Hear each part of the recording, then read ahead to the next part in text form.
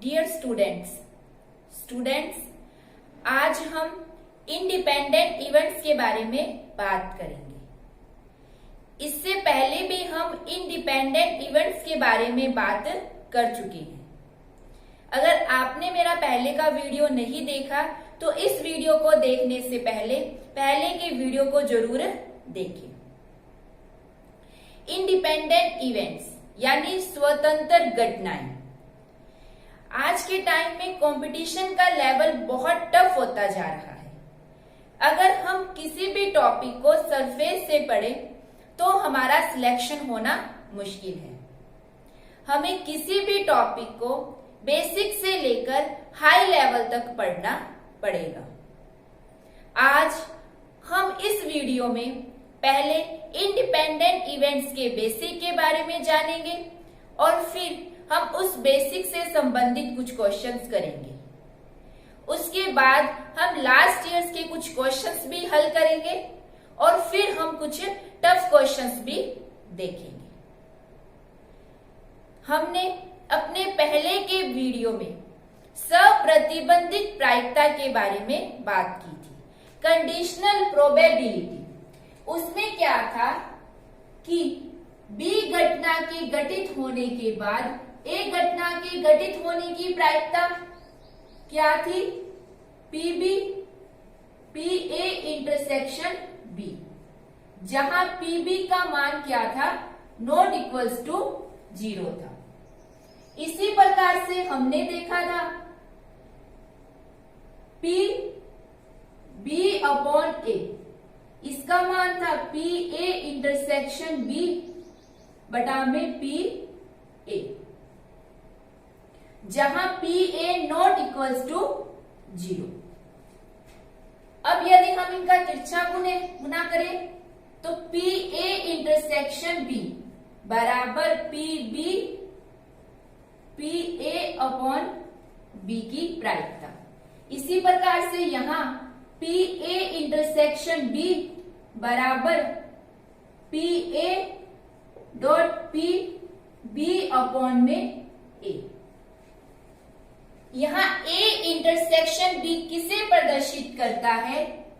ए घटना तथा बी घटना के एक साथ घटित होने की प्रायिकता,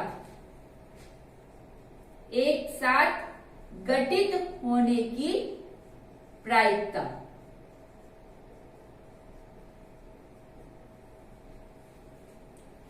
यानी ए और बी के एक साथ घटित होने की प्रायिकता किसके बराबर होती है?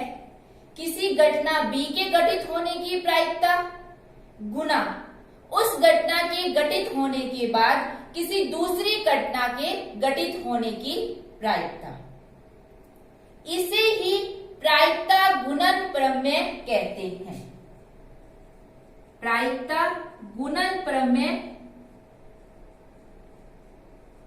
यानी ए और बी के एक साथ घटित होने की प्रायिकता प्रायिकता गुणन प्रमेय कहलाती है और उसका मान ये। अब हम दो केसेस का अध्ययन करेंगे। पहला केस, जब ए व बी क्या है? स्वतंत्र घटना है।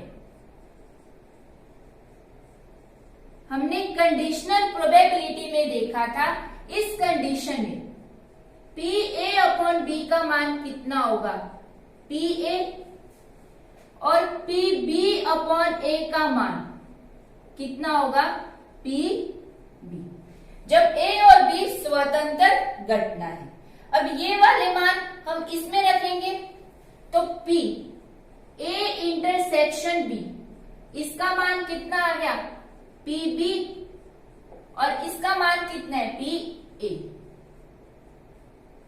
इसी प्रकार जब हम यहां बात करें तो पी ए इंटरसेक्शन बी, इसका मान कितना? P A dot P B. यानी जब दो घटनाएं स्वतंत्र घटनाएं हो तो उनकी एक साथ घटित होने की प्रायिकता उन दोनों घटनाओं के अलग अलग घटित होने की प्रायिकता के गुना के बराबर होता है। अगर हमें कोई घटनाएं चेक करनी हो कि वो स्वतंत्र घटनाएं हैं तो हम इसी को लेकर चलेंगे। आज हमारा वीडियो इसी कंसेप्ट पर आधारित है। इसी प्रकार से यदि हम सेकंड केस एक और लें, जब ए व बी क्या हो अपवर्जी घटनाएं हो यानी डिसजॉइंट इवेंट हो, दोनों एक साथ घटित नहीं हो सकती, उस कंडीशन में इसका मान कितना होता है? 0 होता है। एक बार आप इसका स्क्रीनशॉट ले लीजिए। अब हम नेक्स्ट बात करते हैं, कुछ केसेस का अध्ययन हमने कर लिया। नेक्स्ट हम बात करें कि जब हमें पता हो कि ए व बी स्वतंत्र घटनाएं हैं, उस कंडीशन में ए और बी नॉट में क्या रिलेशन होगा, ए नॉट और बी नॉट में क्या रिलेशन होगा, इसका हम अभी अध्ययन करेंगे। जब हमें कहा जाए कि ए व बी क्या है? स्वतंत्र घटना है। अब यहां स्वतंत्र घटना का क्या मतलब है? इसका मतलब है ए के घटित होने पर या ना घटित होने पर, बी के घटित होने पर या ना घटित होने पर कोई प्रभाव नहीं पड़ता। यानी जब ए और बी स्वतंत्र घटना है तो ए व बी नॉट भी क्या होंगी? स्वतंत्र घटना होंगी। इसी प्रकार से ए नॉट व बी भी क्या होंगी? स्वतंत्र घटना। इसी प्रकार से ए नॉट व बी नॉट भी क्या होंगी? स्वतंत्र घटना होगी। यदि ए और बी स्वतंत्र घटनाएं हैं तो इसके साथ साथ ये सारी भी क्या होंगी? स्वतंत्र घटना। यानी ए के घटित न होने पर, बी के घटित न होने पर कोई प्रभाव नहीं पड़ता। यदि हम इसको इस प्रकार से लिख सकते हैं P A dot P B, तो हम इन्हें पी ए बी नॉट, हम इन्हें इस प्रकार से लिख सकते हैं। इसी प्रकार से ये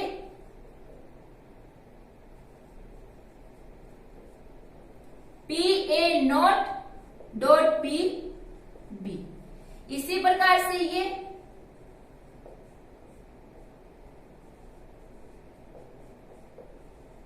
P A not P B not का गुना। तो ये स्वतंत्र घटना की कुछ प्रॉपर्टी है।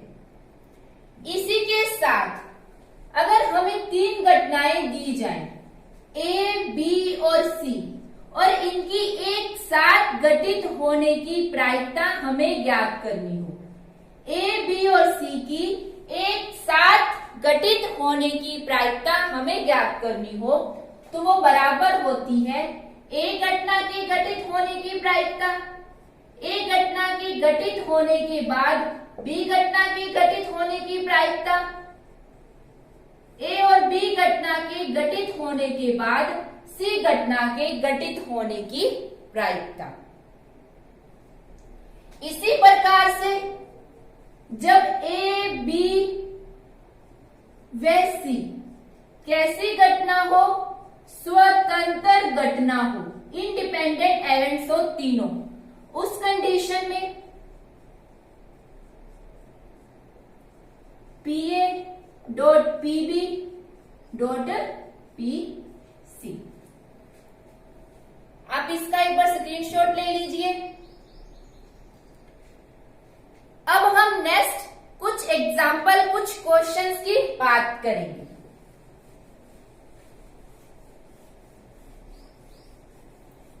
यदि हमें किसी क्वेश्चन में कहा जाए कि ए और बी परस्पर अपवर्जी घटनाएं हैं तथा पी और पी बी का मान 0 से बड़ा है, ए व बी परस्पर अपवर्जी यानी डिसजॉइंट इवेंट है, अपवर्जी घटना है तथा पीए का मान 0 से बड़ा है, पीबी का मान भी 0 से बड़ा है।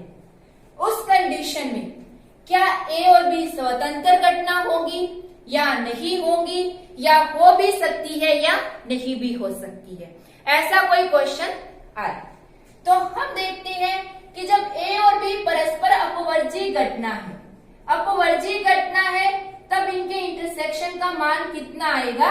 0 आएगा। पीए का मान 0 से बड़ा है और पीबी का मान भी 0 से बड़ा है, यानी दोनों के मान 0 नहीं है, तो इनका मान क्या होगा? 0 नहीं हो सकता। इसका मतलब कि पीए इंटरसेक्शन का मान तो 0 है, लेकिन पीए डॉट पीबी का मान 0 नहीं है। इसका मतलब ये आपस में बराबर नहीं, ये आपस में बराबर नहीं।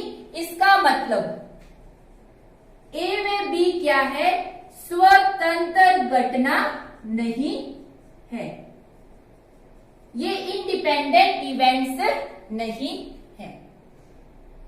इसी प्रकार से अगर हमें स्वतंत्र घटनाएं दे दी जाए और अपवर्जी घटनाओं के बारे में पूछा जाए और सेम यही कंडीशन हमें दे दी जाए, वो कंडीशन में क्या होगा इसे आप खुद चेक कीजिए। नेक्स्ट हमें कहा जाए कि प्रायिकता ऑफ बी का मान 0 से 1 के बीच में है तथा ए व बी कैसी घटनाएं हैं?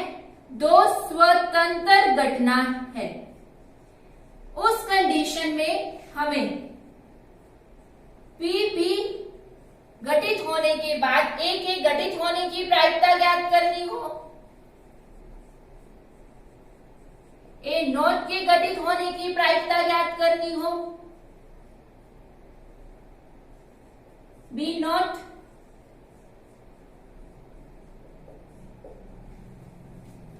हमने अभी देखा था कि जब ए और बी स्वतंत्र घटनाएं होती हैं तो उनके साथ साथ 3 और हमने देखी थी, वो भी क्या है? स्वतंत्र घटना होती है।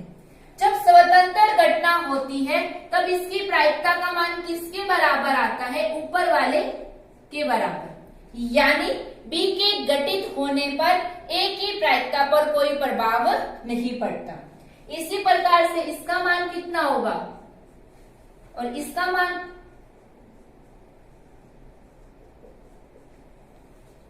ये दोनों ही रिजल्ट मोस्ट इंपॉर्टेंट है, इन्हें आप याद भी रखिएगा। एक बार आप इनका स्क्रीनशॉट ले लीजिए। अब नेक्स्ट हम एक क्वेश्चन देखते हैं। हमें क्वेश्चन दिया जाए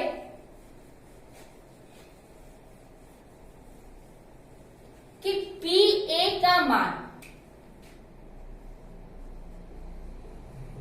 0.3, पी बी का मान ये है, तो हमें पी ए इंटरसेक्शन बी का मान ज्ञात करना हो और पी ए अपॉन बी का मान, और हमें दिया जाए कि ए व बी स्वतंत्र घटना है। अब बिल्कुल बेसिक सा क्वेश्चन है कि ए और बी स्वतंत्र घटना है, तो उस कंडीशन में पी ए इंटरसेक्शन बी का मान क्या होगा?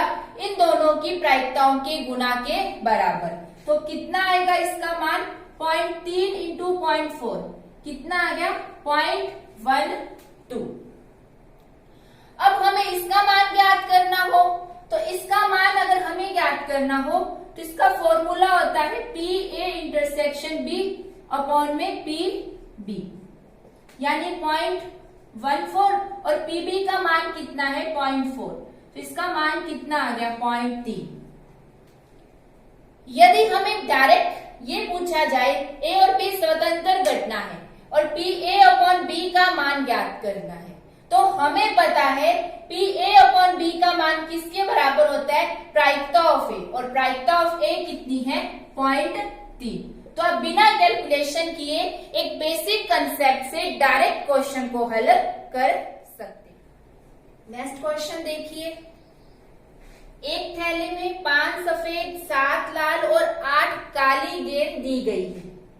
इसमें से हमें 4 गेंद को निकालना है एक एक कर कर, वो भी बिना प्रतिस्थापन के।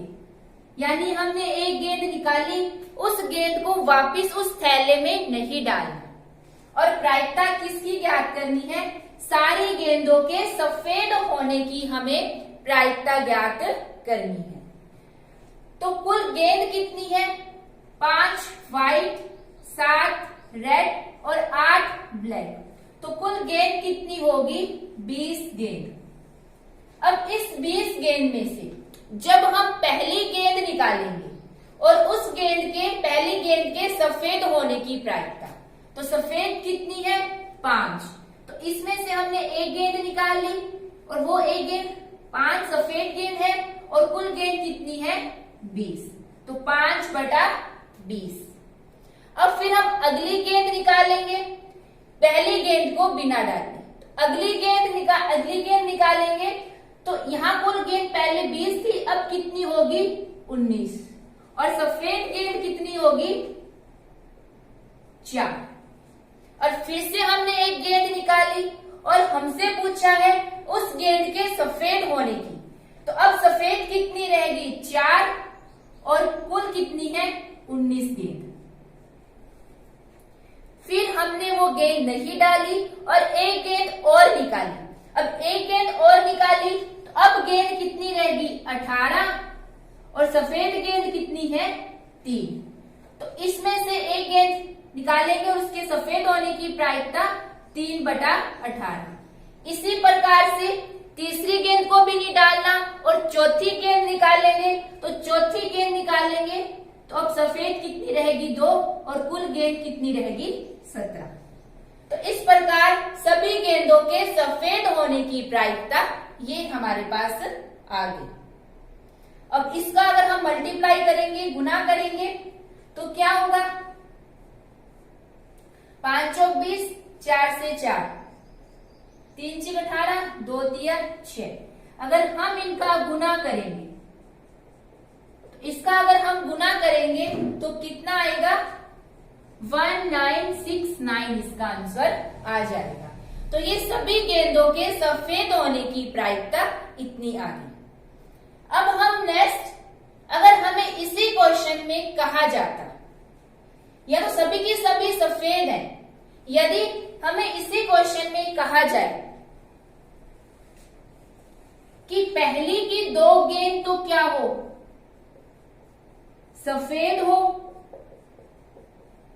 बाद की एक गेंद काली हो, और काली गेंद के बाद चौथी गेंद क्या हो, लाल हो। अगर हमें इनकी प्रायिकता ज्ञात करनी हो, यहां तो चारों की चारों सफेद गेंद थी, यहां हमें कहा जाए पहले 2 गेंद सफेद, उसके बाद तीसरी गेंद काली, उसके बाद चौथी गेंद लाल। तो सेम इसी तरीके से सफेद गेंद निकालेंगे तो 5, और कुल गेंद कितनी है, 20। वही कंडीशन, बिना प्रतिस्थापन के, प्रतिस्थापन नहीं करना। तो अब कुल गेंद कितनी रह गई, 19। फिर से सफेद गेंद निकाली है, तो सफेद गेंद अब कितनी रह गई, 4। अब दूसरी गेंद भी निकाली, तीसरी गेंद निकालेंगे तो कुल स्थितियां कितनी है, 18। लेकिन अब क्या है कि तीसरी गेंद के काली होने की, तो हमारे पास काली कितनी है, काली 8 है, तो 8। चौथी गेंद के लिए कुल स्थितियां 17, और चौथी गेंद कैसी होनी चाहिए, लाल होनी चाहिए, तो लाल के लिए 7। इसको हल करके आपका आंसर आ जाएगा। एक बार इसका स्क्रीनशॉट ले लीजिए। अब अगला क्वेश्चन देखिए, इसमें एक कक्षा में 80 विद्यार्थी 50 लड़के और 25 लड़कियां। उसमें से 10 विद्यार्थी धनवान है, बाकी क्या है, निर्धन है, और 20 बुद्धिमान है। तो हमें एक बुद्धिमान धनवान लड़की के होने की प्रायिकता ज्ञात करनी है। पहले तो हम बुद्धिमान होने की प्रायिकता ज्ञात कर लेते हैं। बी इंटेलिजेंट, बुद्धिमान होने की प्रायिकता, तो बुद्धिमान कितने हैं, 20, कुल कितने हैं, 80। तो ये कितना आ गया, 1/4। धनवान होने की प्रायिकता, रिच होने की प्रायिकता, रिच कितने हैं, 10, टोटल कितने हैं, 80, तो कितना आ गया, 1/8। लड़की, तो लड़कियां कितनी हैं, 25, टोटल कितने हैं, 80 विद्यार्थी। तो ये कितना आ गया, 5/16। अब देखिए हमसे क्या कहा गया है, बुद्धिमान धनवान लड़की, यानी हमें प्रायिकता ज्ञात करनी है इंटेलिजेंट रिच गर्ल होने की। अब देखिए बुद्धिमान भी, धनवान और लड़की, ये तीनों क्या है, स्वतंत्र घटनाएं हैं, आपस में डिपेंडेंट नहीं है। स्वतंत्र घटनाएं हैं, लड़की बुद्धिमान भी हो सकती है और बुद्धिमान नहीं भी हो सकती, धनवान भी हो सकती है और निर्धन भी, कोई डिपेंडेंस नहीं है। तो स्वतंत्र घटनाएं हैं, तो स्वतंत्र घटना की प्रायिकता क्या होती है, इनके अलग अलग गुना के बराबर होती है। तो I 1/4, 1/8 और 5/16। यदि हम इनको हल करेंगे तो कितना आएगा, 5/512। तो ये हमारा आंसर आ गया। अब हम सेकंड ग्रेड और फर्स्ट ग्रेड में स्वतंत्र घटना से आए कुछ प्रश्नों को हल करेंगे। तो पहला प्रश्न जो सेकंड ग्रेड 2016 में पूछा गया है, इसमें x, y और z की किसी समस्या को हल करने की प्रायिकता हमें दी गई है और हमसे पूछी गई है कि उस समस्या के हल हो जाने की प्रायिकता कितनी होगी। तो समस्या के हल होने की प्रायिकता, तो समस्या हल हो जाएगी, उसकी प्रायिकता क्या होगी, यदि समस्या क्या हो, कम से कम एक के द्वारा हल हो जाए। यदि कम से कम इन तीनों में से कम से कम एक, इन तीनों में से कोई भी एक इस समस्या को हल कर दे तो क्या होगी, समस्या हल हो जाएगी। कम से कम एक, इसको हम ऐसे भी लिख सकते हैं, 1 माइनस किसी से भी समस्या हल न होने की प्रायिकता, किसी से भी समस्या हल न होने की प्रायिकता। अब इसको हम लिख सकते हैं 1 माइनस किसी से भी समस्या हल न होने की प्रायिकता, यानी समस्या x से भी हल ना हो, y से भी हल ना हो और समस्या z से भी हल ना हो। तो हमें दी गई है px का मान 1/2, py का मान 1/3 और pz का मान 1/4 और हमें ज्ञात करना है x0, y0 और z0। यहाँ एक बात ध्यान रखना, x, y, z के द्वारा समस्या को हल करना एक स्वतंत्र घटना है। x अलग से हल करेगा, y उस समस्या को अलग से हल कर रहा है और z उस समस्या को अलग से हल कर रहा है।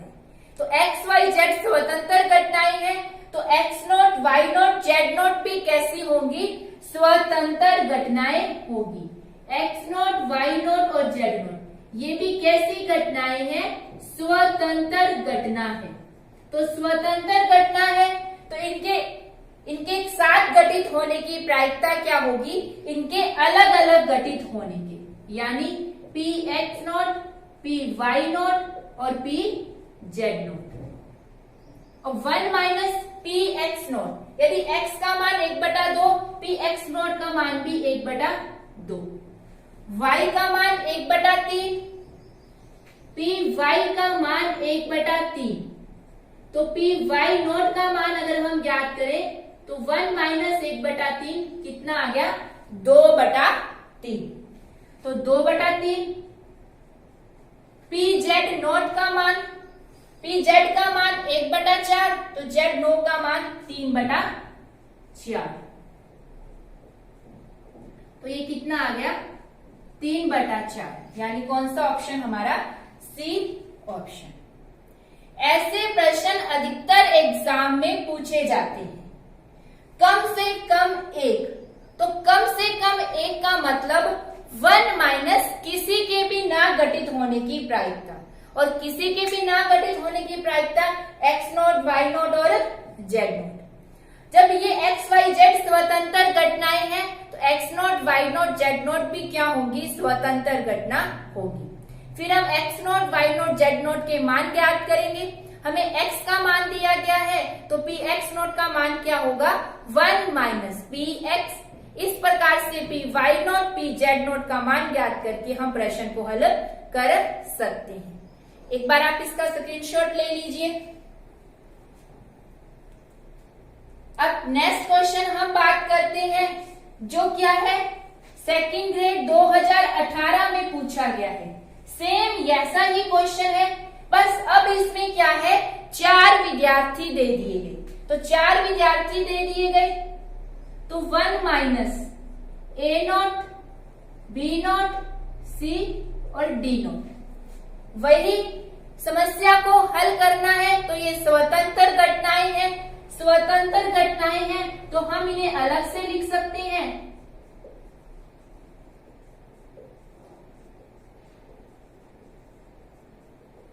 वन माइनस a का मान 1/2, a0 का मान 1/2, b का मान 1/3, तो b0 का मान 2/3, c का मान 1/4, तो c0 का मान 3/4, d का मान 1/5, तो d0 का मान 4/5।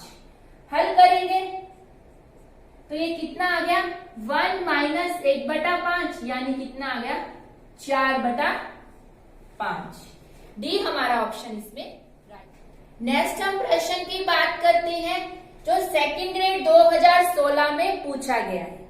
इसमें कहा गया है कि एक सिक्के को 4 बार उछाला जाता है तो कम से कम एक चित आने की प्रायिकता, तो कम से कम एक चित यानी हेड आने की प्रायिकता कितनी है, 1/2, और हेड ना आने की प्रायिकता 1 माइनस 1/2, तो कितनी आ गई, 1/2। ये वही प्रश्न जो हमने पहले हल किया था।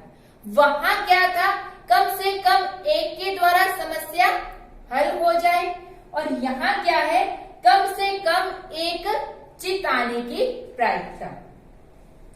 तो क्या होगा, 1 माइनस पहली बार भी हेड ना आए, दूसरी बार भी हेड ना आए, तीसरी बार भी हेड ना आए, और चौथी बार भी हेड ना आए, तो 1 माइनस। तो किसी भी सिक्के पर हेड या टेल का आना पहली उछाल में, और दूसरी उछाल में हेड या टेल का आना क्या है, स्वतंत्र घटना है। यानी पहली उछाल पर हेड आ सकता है तो दूसरी उछाल पर हेड या टेल में से कुछ भी आ सकता है।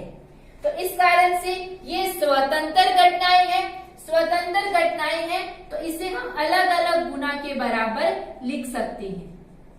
अगर हम इसको हल करेंगे तो ये कितना आएगा, 1/16, यानी कितना हो गया, 15/16 इसका आंसर हो गया।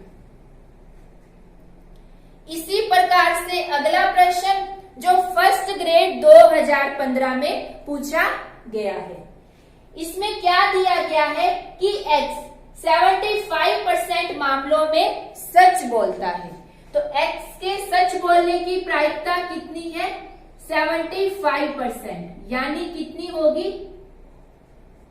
3/4।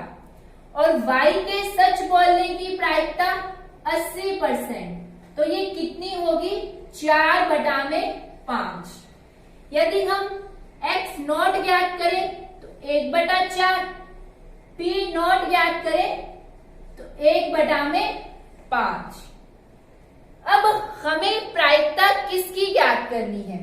दोनों के एक दूसरे के विरोधाभास, यानी x सच बोले तो y झूठ बोले, या x झूठ बोले तो y क्या बोले?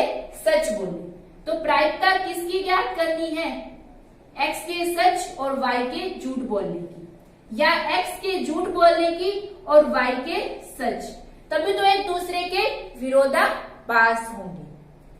ये आपस में क्या है? स्वतंत्र घटनाएं हैं, यानी x के सच या झूठ बोलने पर y के सच या झूठ पर कोई फर्क नहीं पड़ता। तो इसको हम हल करेंगे तो px py plus px py, तो यहां px का मान कितना है? 3/4। py नोट का मान 1/5 प्लस px नोट का मान 1/4 और py का मान कितना है? 4/5। अब इसको हम हल करेंगे। इसको हम हल करेंगे तो कितना आ गया? 3/20 प्लस 4/20, तो टोटल कितना हो गया? 7/20। तो हमारा आंसर कितना आ गया? 7/20। आप इसका स्क्रीनशॉट ले लीजिए। अब हम एक नेक्स्ट क्वेश्चन की बात करते हैं, जिसमें कहा गया है कि 3 व्यक्ति हैं A, B और C, जो बारी बारी से क्या है? सिक्के को उछालते हैं। जिस भी व्यक्ति का पहले चित आता है, पहले हेड आता है, तो वही व्यक्ति जीतता है। और पहले सिक्का उछालता कौन है? A, यानी A खेल आरंभ करता है। तो A के जीतने की प्रायिकता हमें ज्ञात करनी है। यदि A ने सिक्का उछाला और सिक्का उछालने पर हेड आने की प्रायिकता, चित आने की प्रायिकता कितनी है? 1/2। PA नॉट कितना हो गया? 1/2। इसी प्रकार से यदि B ने सिक्का उछाला और उसके हेड आने की प्रायिकता 1/2, PB नॉट 1/2। C ने सिक्का उछाला और उसके हेड आने की प्रायिकता 1/2, C नॉट 1/2। इसी प्रकार से PA, P not, PB, PB not, PC, PC not हमने ज्ञात कर ली। अब बारी पहले किसकी है? A। A ने खेल आरंभ किया और A ने सिक्का उछाला और सिक्का उछालने पर ही क्या आ जाए? हेड आ जाए। तो क्या होगा? A जीत जाएगा, फिर B की बारी नहीं आएगी। लेकिन अगर A ने सिक्का उछाला, वो हेड नहीं आया, फिर किसकी बारी आएगी? B की बारी आएगी। अगर B ने सिक्का उछाला और हेड आ गया तो B जीत जाएगा, और हेड नहीं आएगा तो B नहीं जीतेगा। फिर किसकी बारी आएगी? C की बारी आएगी। यहां हमने किसकी प्रायिकता ज्ञात करनी है? A के जीतने की। तो A तभी जीतेगा यदि A पहली बार हार गया, तो B भी हारना चाहिए, यानी B के पास भी हेड नहीं आना चाहिए। फिर C की बारी, तो C के पास भी हेड नहीं आना चाहिए, और C के बाद किसकी बारी? A की बारी। लेकिन अगर A के पास अब हेड आता है तो A क्या होगा? जीत जाएगा। अगर A के पास हेड नहीं आता, यानी ये कंडीशन बनी, तो फिर से रिपीटिशन, यानी B नॉट C नॉट, और A के पास हेड आने पर A जीत गया। इस प्रकार से यह क्रम क्या है? अनिश्चित काल तक चलता रहता है। ठीक है, तो हमें A के जीतने की प्रायिकता ज्ञात करनी है। हमने देखा था कि पहले देखा था A, B और C अगर सिक्का उछालते हैं तो A के पास हेड या टेल आना, B के पास हेड या टेल आना, या C के पास हेड या टेल आना आपस में क्या है? स्वतंत्र घटनाएं हैं। यानी A, B और C कैसी घटनाएं हैं? स्वतंत्र घटना। ए, बी और सी स्वतंत्र घटनाएं हैं, तो इनके नोट भी कैसे होंगे? स्वतंत्र होंगे। तो हम प्रायिकता ज्ञात करें। पी ए का मान कितना है? 1/2 प्लस पी ए, ये स्वतंत्र घटनाएं हैं, तो इस कंप्लीट की प्रायिकता क्या होगी? इनके अलग अलग गुना के बराबर होगी। तो पी ए नोट का मान 1/2, पी बी नोट का मान 1/2, पी सी नोट का मान 1/2, ए का मान 1/2। इसी प्रकार से ये 1/2, 1/2, पी सी नोट का मान 1/2, फिर से रिपीटिशन। इस प्रकार से ये श्रेणी अनिश्चित काल अनंत तक चलती जाएगी। अब हमारे पास ये श्रेणी कैसे प्राप्त होगी? एक अनंत श्रेणी प्राप्त होगी, जिसका पहला पद तो क्या है? 1/2 और जिसका सारा अंतर r कितना है? पहला पद 1/2 और r कितना है हमारे पास? 1/8। तो अनंत श्रेणी के योगफल का फॉर्मूला क्या होता है? a/1 माइनस का r। तो a कितना है? 1/2, 1 माइनस, और r कितना है? 1/8। यदि हम इसको हल करेंगे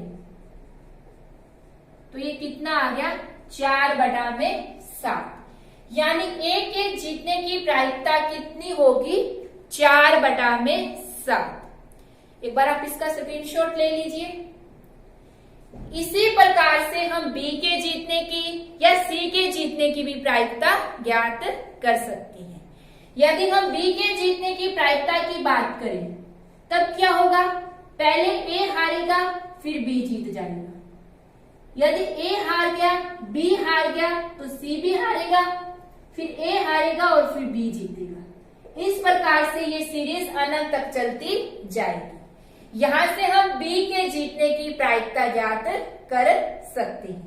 इसी प्रकार से हम C के जीतने की भी प्रायिकता ज्ञात कर सकते हैं। अब एक नेक्स्ट क्वेश्चन की बात करते हैं। यह प्रश्न सेकंड ग्रेड और फर्स्ट ग्रेड दोनों की दृष्टि से मोस्ट इंपॉर्टेंट है। ऐसा ही प्रश्न या फिर इसके बेस पे तो इसका हम कंसेप्ट बात करेंगे, आपको प्रश्न आगामी परीक्षा में देखने को मिलेगा। अब हमें इस क्वेश्चन में क्या दिया गया है? एक तो हमें दिया गया है कि ई व एफ कैसी घटनाएं हैं? स्वतंत्र घटनाएं हैं। और हमें कहा गया है इसमें से केवल एक के घटित होने की, इसमें से केवल एक के घटित होने की प्रायिकता हमें दी गई है। केवल एक के, यानी ई घटित हो और एफ घटित ना हो, या ई घटित हो और एफ घटित ना हो, या ई घटित ना हो और एफ घटित हो। ये हमें प्रायिकता दी गई है कितनी? 11/25। इस यानी मैं फिर से रिपीट करती हूं, केवल एक के घटित होने की, इसमें से केवल एक, यानी ई घटित हो और एफ घटित ना हो, या ई घटित ना हो और एफ घटित हो। इसकी प्रायिकता कितनी दी गई है? 11/25।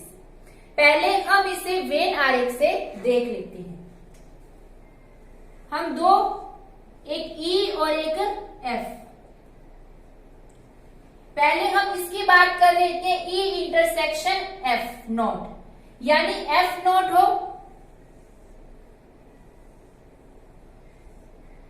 तो ये वाला जो पोर्शन है ये क्या होगा? ई इंटरसेक्शन एफ नॉट का। इसी प्रकार से हम किसका ज्ञात कर सकते हैं? ई नोट और एफ का। ई नोट और एफ, इसका कौन सा पोर्शन होगा? ये वाला। ये किसका पोर्शन है? ई नोट इंटरसेक्शन एफ। तो इस प्रकार से जो हमें दिया गया है उसका वेन आरेख, ये वेन आरेख भी मोस्ट इंपॉर्टेंट है। अब इस वेन आरेख में से हम ई इंटरसेक्शन एफ नोट को अलग से देखते हैं।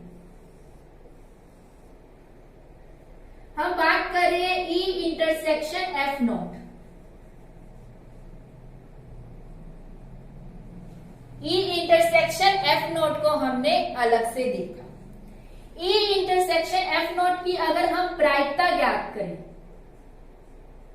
ई इंटरसेक्शन एफ नोट, यदि हम इसकी प्रायिकता ज्ञात करें तो ये वाला पोर्शन तो सिर्फ इतना सा है।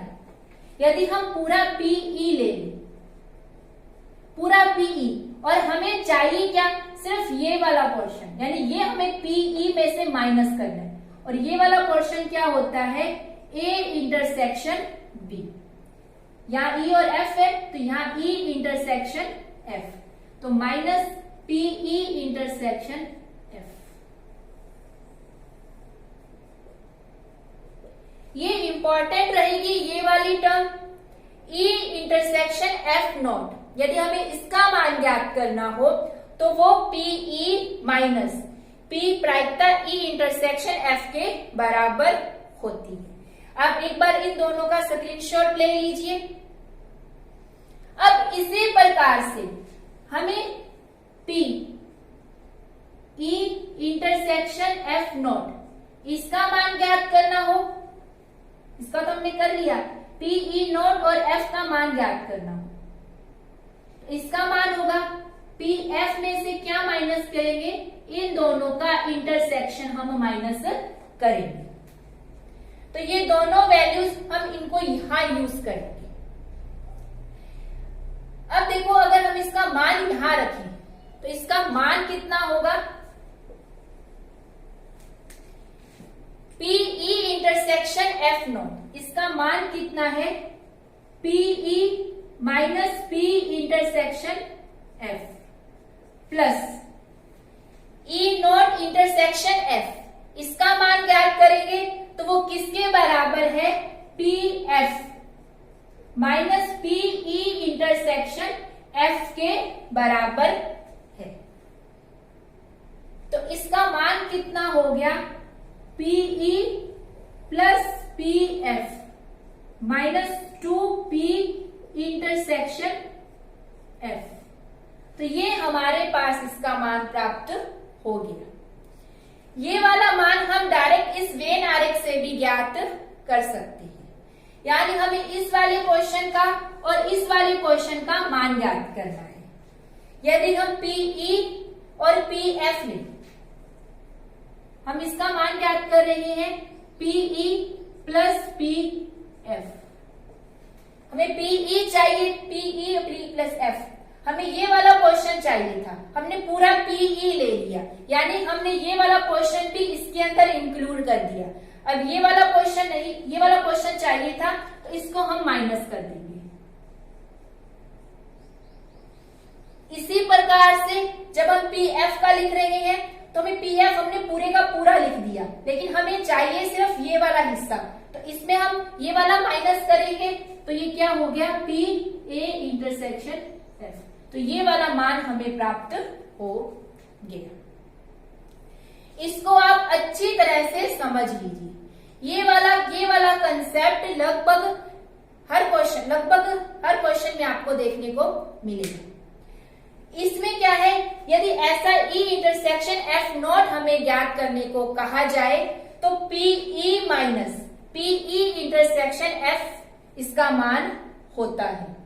जिसके ऊपर बार है, सिंपल सी चीज है, जिसके ऊपर बार है वो आपको नहीं लेना, जिसके ऊपर बार नहीं है वो आपको लेना है, और माइनस क्या करना है, दोनों का कॉमन आपको माइनस करना है। अब हम अपने प्रश्न की तरफ आगे बढ़ते हैं। हमें दिया गया है ई और एफ स्वतंत्र घटनाएं हैं। ई और एफ स्वतंत्र घटनाएं हैं तो हम मान लेते हैं कि ई का मान x और f का मान क्या है, y। पीई बराबर x, pf बराबर y। अगर हम इसको हल करेंगे तो क्या आ गया, x plus y minus 2xy, क्योंकि पीईएफ क्या है, स्वतंत्र घटनाएं हैं, तो स्वतंत्र घटनाएं हैं, इसका मतलब इसका मान क्या होगा, इन दोनों की अलग अलग प्रायिकताओं के गुना के बराबर। तो बराबर कितना आ गया, 11/25। अब हमें एक और क्या दिया गया है, उनमें से किसी के भी ना घटित होने की प्रायिकता। तो न घटित, ना तो ए घटित हो और ना ही बी घटित हो, इसकी प्रायिकता।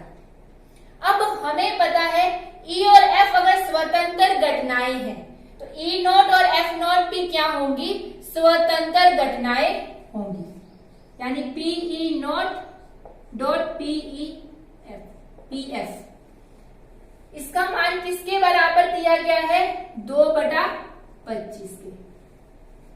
पीई नॉट का मान 1 माइनस पीई और पीई का मान कितना है, x। 1 minus y, 2/25। इसको हल किया, 1 minus x minus y plus x y बराबर 2/25। अगर आगे हम इसको और हल करेंगे तो इसका मान कितना आ जाएगा, x plus y minus x y बराबर 23/25। x और y को उधर लेंगे, x y ये माइनस का हो गया, इधर हम इसको इधर ले आएंगे तो ये कितना हो गया, 23/25 हमारे पास प्राप्त हो गया। अब एक समीकरण 1 है और एक समीकरण 2 है। अब समीकरण 1 व 2 को हल करेंगे।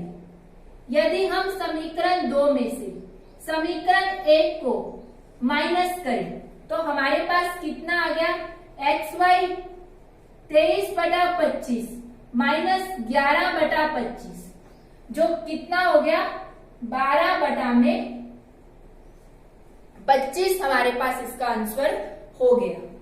अब हम नेक्स्ट बात करते हैं, अगर हमें कहा जाए कि अब देखिए इसमें क्या कहा गया है, हमें एक्स वाई का मान हमारे पास आ गया। अब हम इस एक्स वाई के मान को समीकरण 2 व 1 इनमें से कहीं भी रखकर x प्लस वाई का मान ज्ञात कर सकते हैं। तो समीकरण 2 से x प्लस वाई 23/25 ये उधर जाकर प्लस का यानी 12/25, तो ये कितना हो गया, 35/25। अब आप क्या कर सकते हो, इससे x और y के मान ज्ञात कर यहां इसकी वैल्यू फाइंड कर सकते हो। अगर हम चाहे तो इस क्वेश्चन को ऑप्शन से भी कर सकते हैं। यदि हम इसके ऑप्शन को चेक करें, यदि मैं इसका फर्स्ट ऑप्शन देखूं तो फर्स्ट ऑप्शन में यदि हम इन प्रायिकताओं का योग करते तो कितना आता है, 7/25। यदि मैं इसको हल करूं तो ये कितना आ जाएगा, 7/5। सॉरी, प्रायिकताओं का योग कितना रहेगा, 4 और 3 7, 7/5 तो ये रहा। यदि हम इसका गुना करेंगे तो कितना आएगा, 12/25। तो हमारा एक ऑप्शन राइट। आगे हमें देखने की जरूरत नहीं। अगर हम सेकंड ऑप्शन को भी देखें तो अगर हम इनका योग करते हैं तो योग कितना आ गया, 3/5। हमारा योग कितना है, 7/5। थर्ड ऑप्शन में कितना आ रहा है, 1 आ रहा है और फोर्थ ऑप्शन में 6/5 आ रहा है। तो इस प्रकार से हम ये वाला प्रश्न हल कर सकते हैं। आप इसका स्क्रीनशॉट ले लीजिए। पहले आप इन दोनों प्रश्नों का स्क्रीनशॉट ले लीजिए। अब हम इन प्रश्नों की बात करते हैं। पहले प्रश्न में हमें दिया गया है किसी सैंपल स्पेस के टोटल आउटकम कितने हैं, 10 है। इसमें से ए और बी इससे संबंधित 2 घटनाएं हैं।